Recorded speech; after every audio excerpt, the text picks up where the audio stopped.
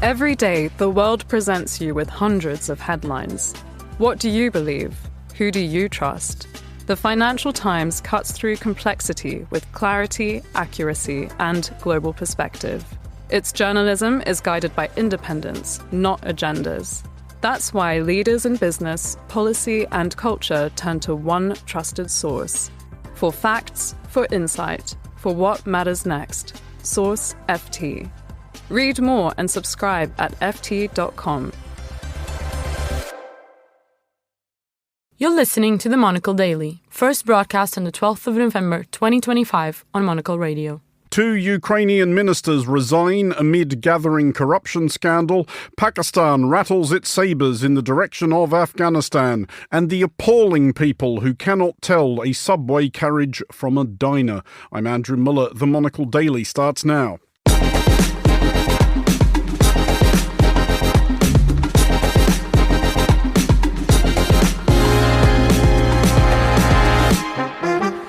Hello and welcome to the Monocle Daily, coming to you from our studios here at Midori House in London. I'm Andrew Muller. My guests Olga Tokariuk and Sean Kemp will discuss the day's big stories, and our On This Day historical series will recall the picturesque demise of the most famous whale since Moby Dick. Stay tuned, all that and more coming up right here on the Monocle Daily.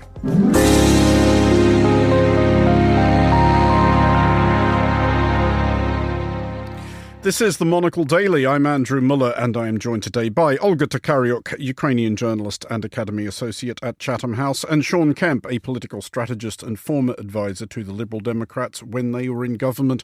If only they'd listened, Sean. Hello, welcome to you both. Hello. Sean, first of all, I believe you are discovering that the intense study of medieval history and new fatherhood are not necessarily the ideal combination. Yeah, I now have a 3-month-old baby, and I decided what would be the thing to do in my free hours, of which there are numerous, was to read several thousand-page history of the 100 Years' War. I am 4 months into this project, and I've read 250 pages. Sorry, I thought you were about to say I'm 4 months into the 100 Years' War. I'm very excited. 99 years and 8 whether I months to beat go. the war or not now is the question. It's one of the most ill-considered things, and I am too stubborn to give up. So when I'm like 90 and crying over this book, that'll be why. No, this is good. Next time you come in, we will quiz you. Olga, you have not been to Ukraine relatively recently, but you are making Christmas plans in that direction. How difficult or otherwise is that to organise at this point? I mean, it is not easy. It is not difficult to organize the trip, and I've done it multiple times before. But I think the change and something different that I have to prepare for this time is the intensity and the duration of blackouts in Ukraine. It's been like really, really bad in the recent weeks, and it's not even winter yet. So in Chernivtsi, where I'm going in the west of Ukraine, there are now up to 10 hours without electricity every day. And again, we are just in November, so I'm stocking up on like power banks and batteries and just like checking with my relatives there what would help to bring there. But preparing to have candlelit dinners. Well, for related reasons, we will start in Ukraine, and with one of those stories about which it is hard to know whether to be disheartened or heartened. On the downside, it is obviously bad if senior officials of a country fighting for its life are exploiting a moment of peril to line their own pockets. On the upside, it is not nothing that a nation under existential pressures is nevertheless capable of demanding and enforcing accountability from the people running it. President Volodymyr Zelensky has asked for the resignations of the Justice Minister and Energy Minister, and both have now accordingly gone. These are the latest developments in a scandal involving state nuclear power company Energoatom. Olga, what, as far as we can tell, appears to have gone on here?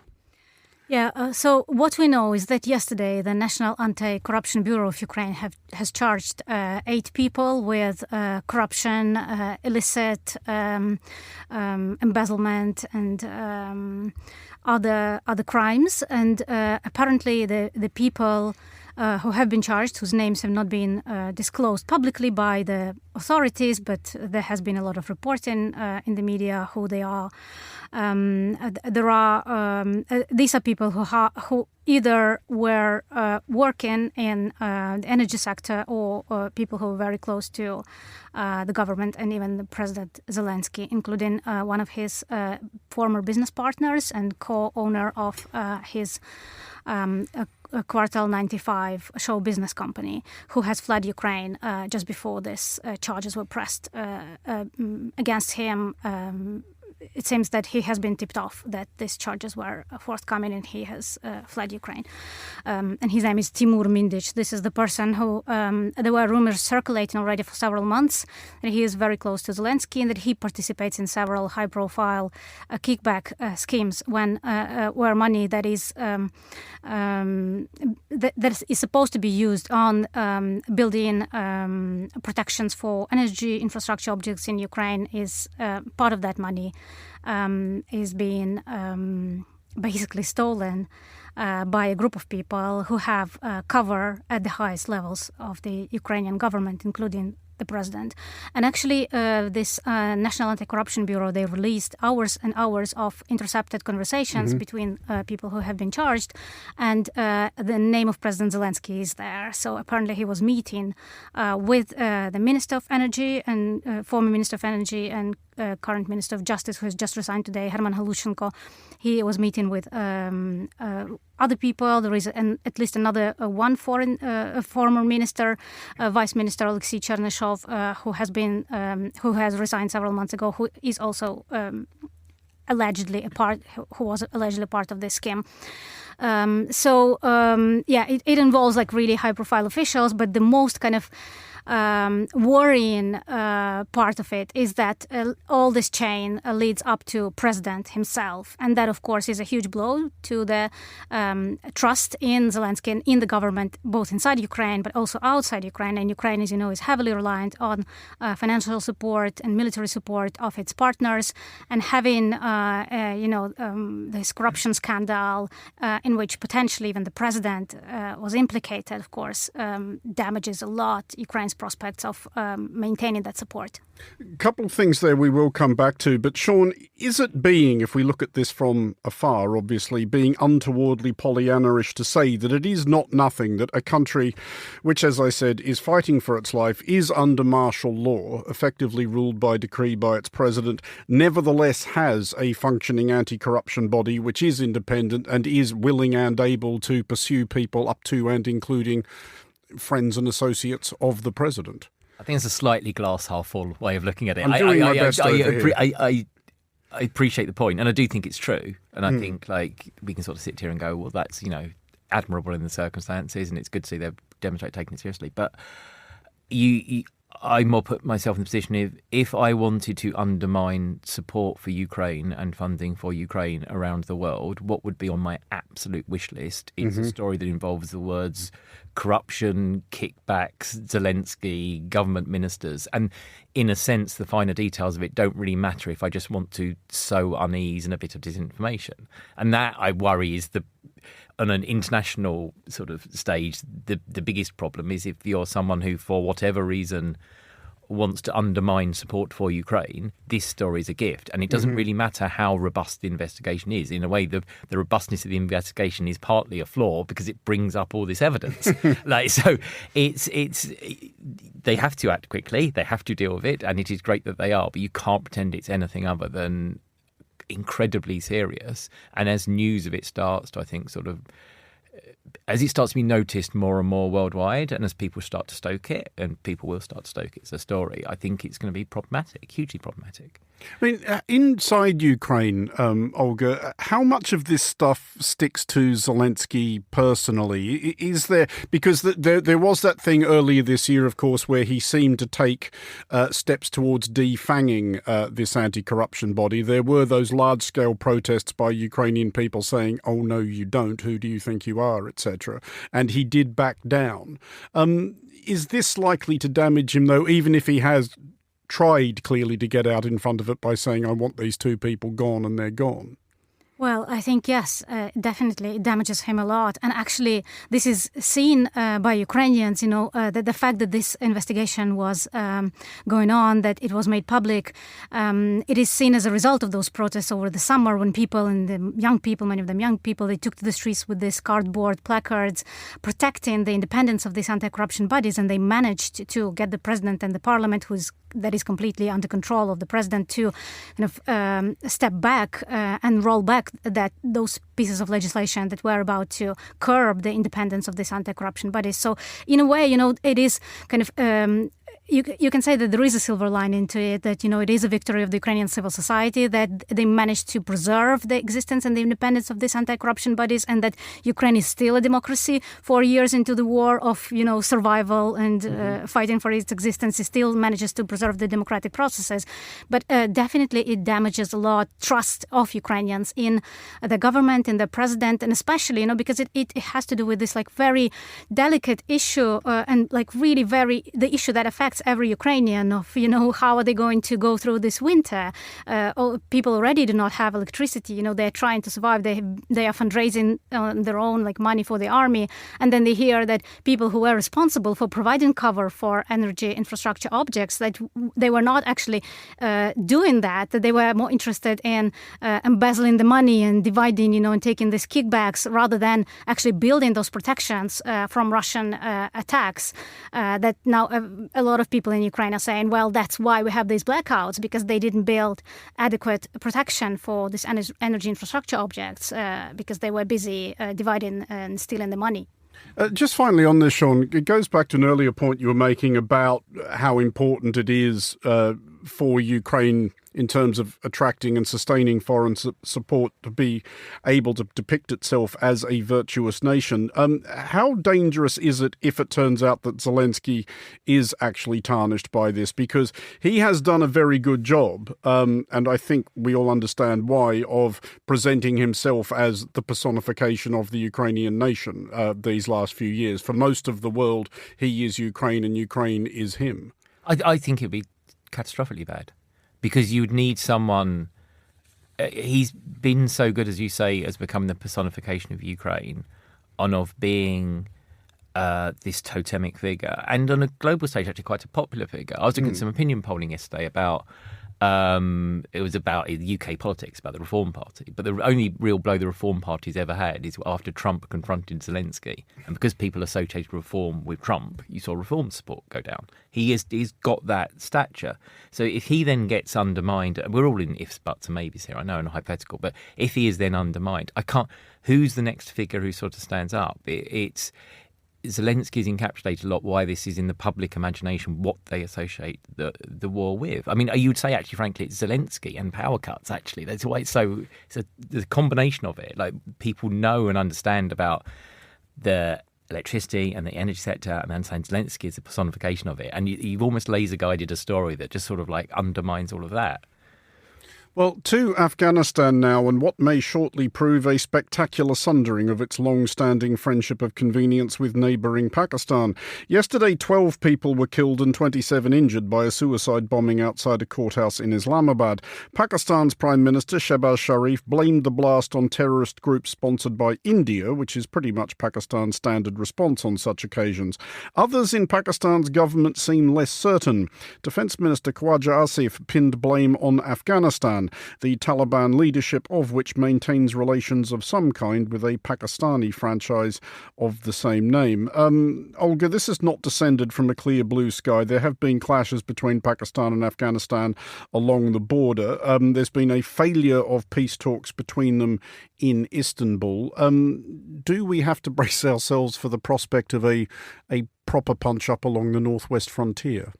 Well, from what I read on this topic, not yet. There will be another attempt of negotiations mediated by Turkey later this week. And whereas it is a fact that the number of attacks in Pakistan has increased in the past years, and that there are this kind of tensions between Kabul and Islamabad, it does not look like there will be a full-fledged war between them yet. I mean, would there be any imaginable mileage, Sean, in Pakistan deciding to steam into Afghanistan? I mean, the Defence Minister Khwaja Asif does seem quite keen on this prospect, but you would think the Pakistanis might know better than most people how well this usually goes. Yeah, I was going to say it's a good idea to steam into Afghanistan as is famously a very, very poor military strategy.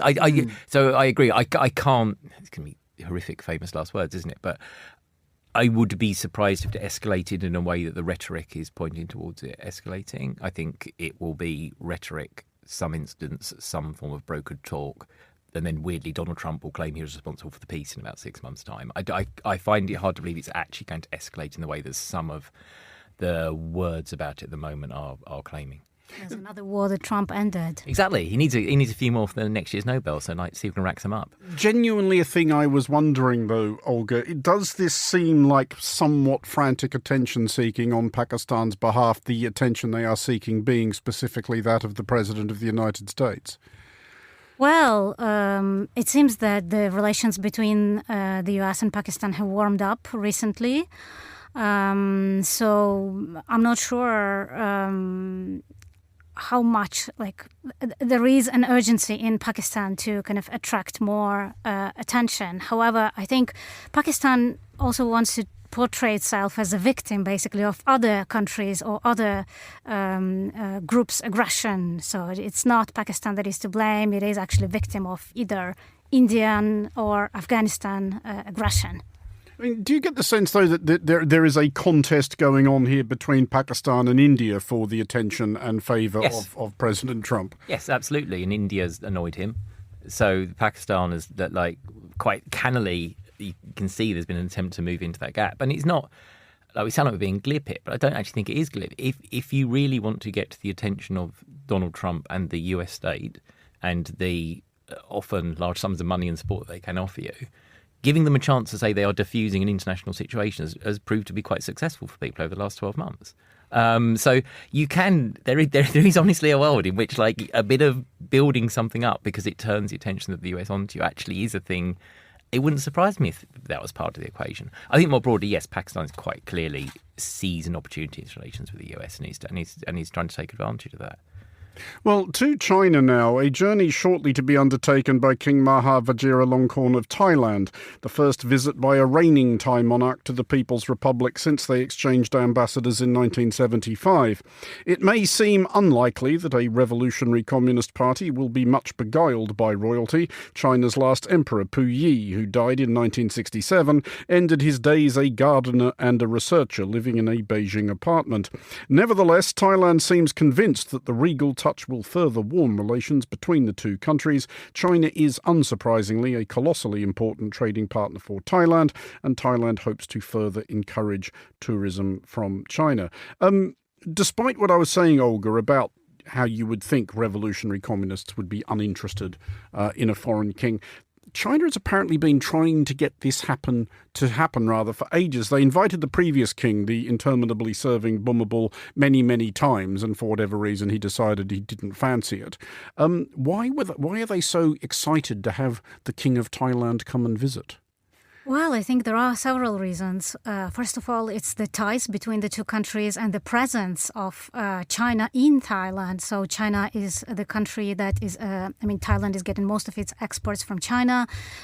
Chinese tourists are top tourists that are visiting Thailand every year. China is investing a lot in Thailand, especially in its automotive industry.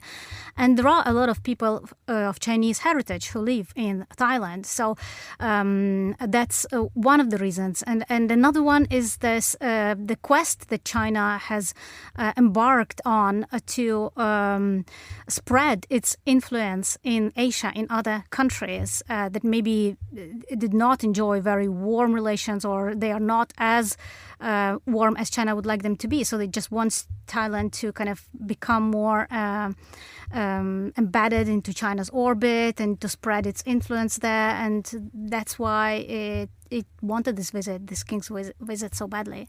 It is peculiar, Sean, like in the year of our Lord 2025, the astonishing effect, transfixing effect that royalty can still have. When you worked in government in this country, was there much discussion of, how it can be used as a diplomatic and economic lever, that people are just really excited when they meet a king? In a sense, no, but that in itself was telling, because you didn't have to discuss that it was. You would just go, well, should there be a state visit, and it was just accepted that was one of the tools in the UK's armoury for foreign relations was, well, we can wheel out a royal, get some people marching, and it will go down well. It was just kind of accepted. So, in an odd way, it was so much part of the playbook.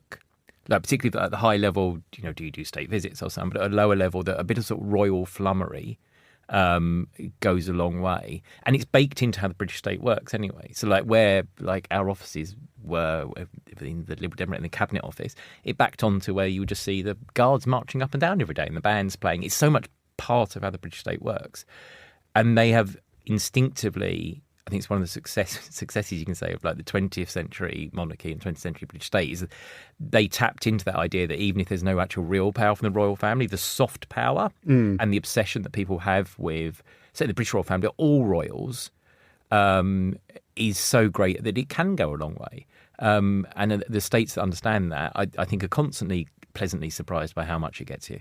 I mean, an example from recent history, I guess, Olga, which is that King Charles has obviously been extremely solicitous of President Zelensky, and though he is probably precluded by his role from coming out and stating full-throatedly, yay Ukraine, boo Russia, I think it's fairly clear where his sympathies lie. Has that been useful to Ukraine, do you think, either in terms of just raising morale among Ukrainians, or giving President Zelensky further space on the world stage? Well, I think, yes, absolutely. In one of his recent interviews, President Zelensky actually acknowledged that King Charles played a big role in, possibly shifting, even if for a short time, the opinion of the US President Donald Trump, when during his state visit to the UK, when there was the royal dinner, and a speech by King Charles in which he reiterated how Ukraine is resisting tyranny and how important it is to for other countries to do the same and to support Ukraine in this endeavor. So that kind of soft power, exactly the royal power, is something that is very much needed, I think, with people, especially people like Donald Trump, who respect the monarchy, who admire the royals, who really were looking forward to this visit. So it was definitely played in Ukraine's interest. The one thing I would say is what all this shows is what you don't really want is a monarchy that goes to the tedious business of trying to modernise itself.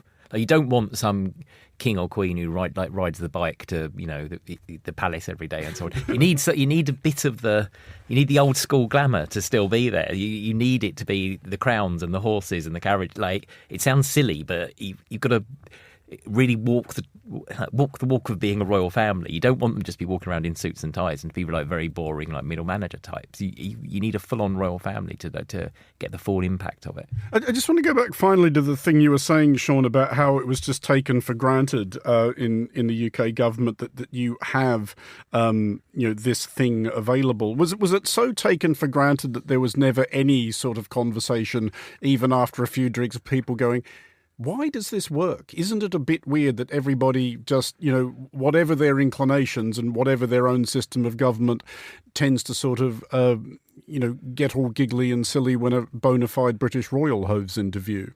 Well, the worst people in the world to have sort of a moment of perception and reality about why is everyone obsessed with the royal family are probably people in Britain, right? So, and not to that extent. What was strange was when I worked for the Deputy Prime Minister, he was sort of partly responsible for the rules around the royal family. So you'd have discussion about primogeniture and when can the woman be in line to the throne and so on. So what we ended up being more obsessed by is we ended up with a weird area of our responsibility being the kind of insane rules that lie behind the royal family. But no, you never do. You just it's just baked in. We're British. This is what we do. go.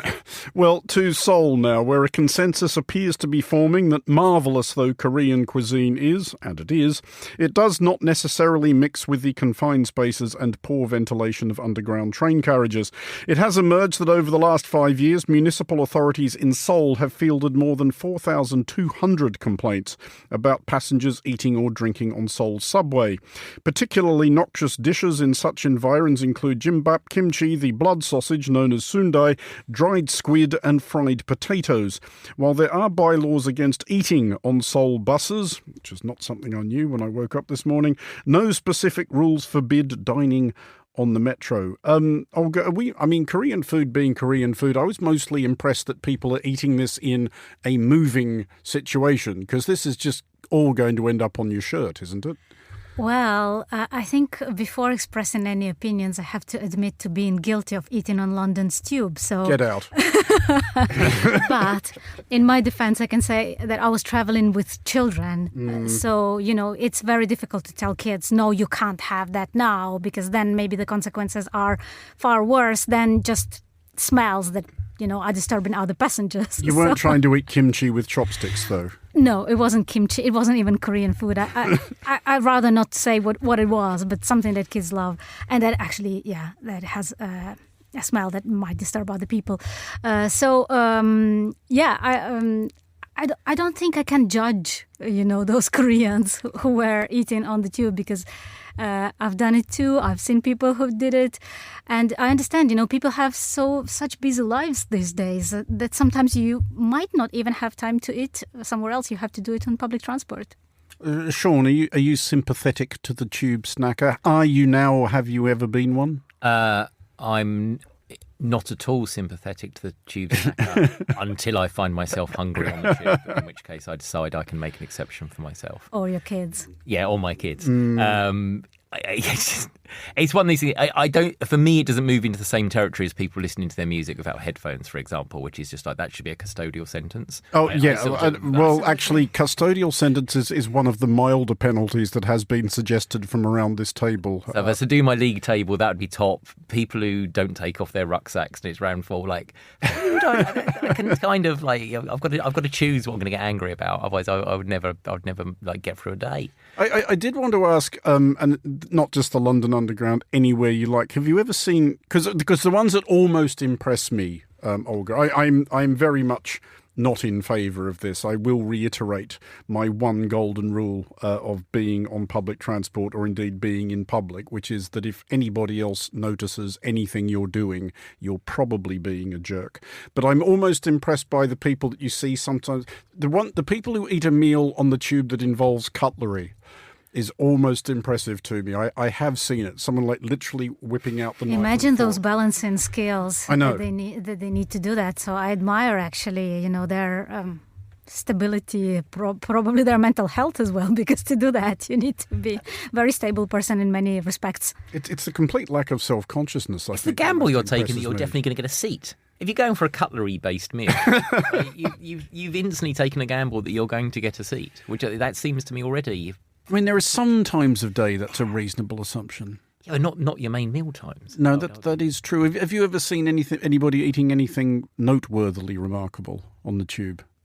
No, I was going to say, what you have reminded me is the time when I was once late getting back to it. When I lived in South London, I had to get a train, and I was so hungry. It was late at night. I got a McDonald's that I was going to eat on the train, and but it took so long to serve that as I was running onto the platform, the train was pulling away. I was like 10 seconds late, and I was so angry I just carried on sprinting and hurled my McDonald's train, and then realised I was now standing in the middle of the night in a train platform with no money and no food and no train. So I probably should also get a custodial sentence. Well, on that evocation of an unfinished Edward Hopper masterpiece, Sean Kemp and Olga Tokaryuk, thank you for joining us. Finally, on today's show, our On This Day historical series reflects on the inadvertent filming of one of the first viral videos, decades before the World Wide Web was connected.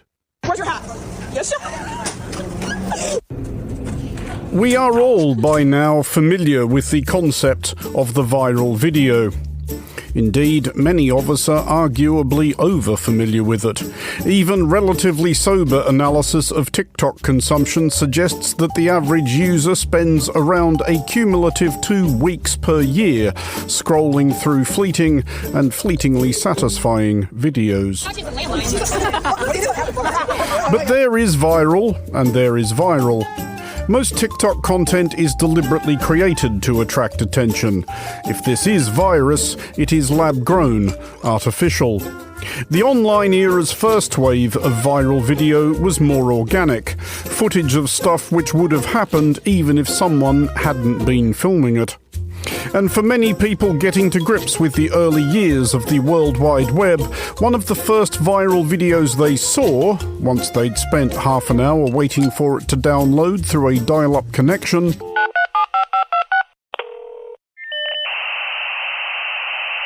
depicted an event from the offline age, specifically an event which occurred on November 12th, 1970, in Florence, Oregon, a small seaside burg on Oregon's Pacific coast, in which little of interest had occurred before and in which little of interest has occurred since.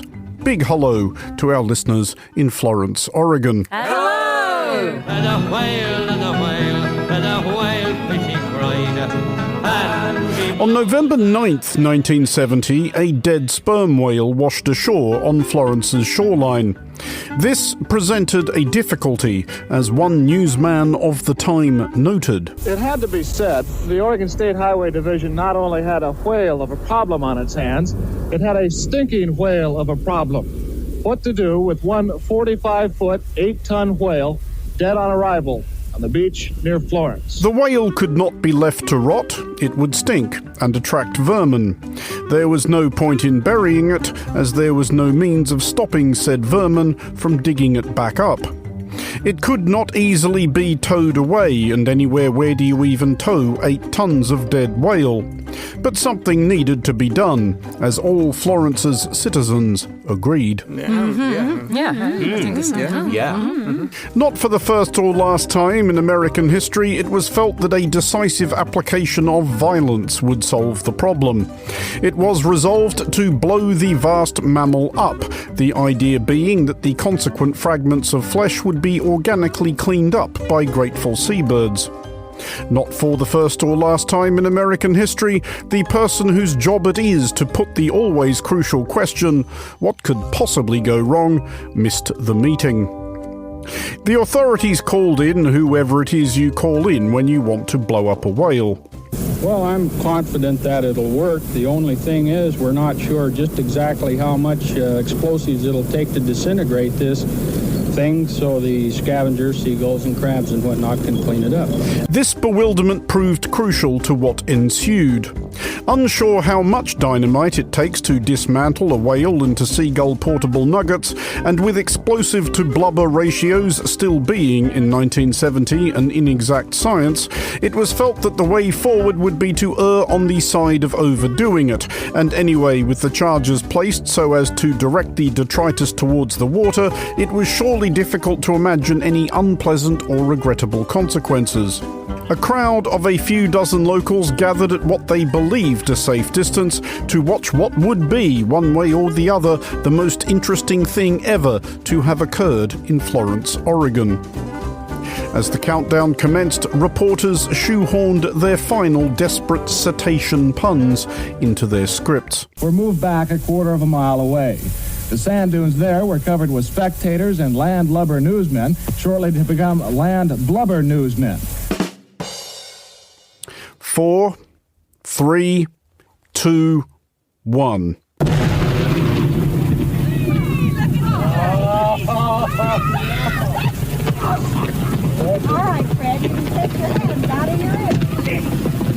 It turned out there is only so much you can do to direct the path of gelatinous shrapnel. After the blast, the humor of the entire situation suddenly gave way to a run for survival as huge chunks of whale blubber fell everywhere. Pieces of meat passed high over our heads while others were falling at our feet. The dunes were rapidly evacuated as spectators escaped both the falling debris and the overwhelming smell. Lumps of whale hailed upon the vicinity, one especially hefty chunk destroying a car parked 400 metres away. A car which belonged, as if the laws of physics were determined to make their point as ironically as possible, to one onlooker who actually had some professional expertise in the employment of explosives and had endeavoured to point out shortcomings in the plan. Though no injuries were reported except to the pride and professional reputation of those responsible for the detonation, all caught within the blast radius were liberally doused with flecks of reeking meat.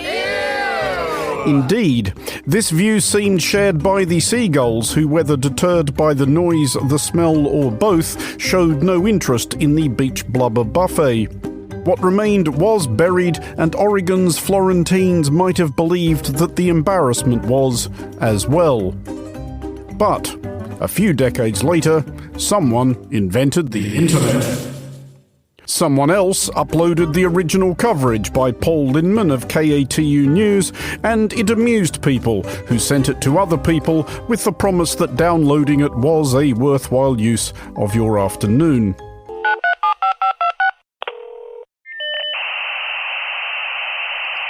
A 1990 column on the incident by Dave Barry became a primordial email forward. The dead whale was born again.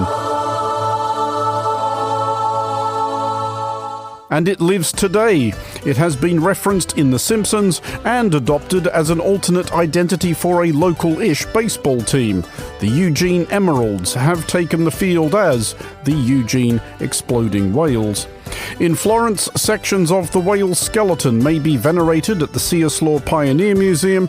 There is an exploding whale memorial park, and on anniversaries of this day, 55 years ago, a town festival with costumes and civic awards.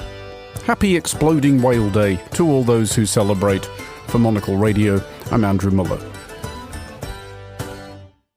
And that is it for this edition of the Monocle Daily. Thanks to our panellists today, Olga Tokaryuk and Sean Kemp. The show was produced by Tom Webb and researched by Joanna Moser. Our sound engineer was Elliot Greenfield. I'm Andrew Muller here in London. The Daily is back at the same time tomorrow. Thanks for listening.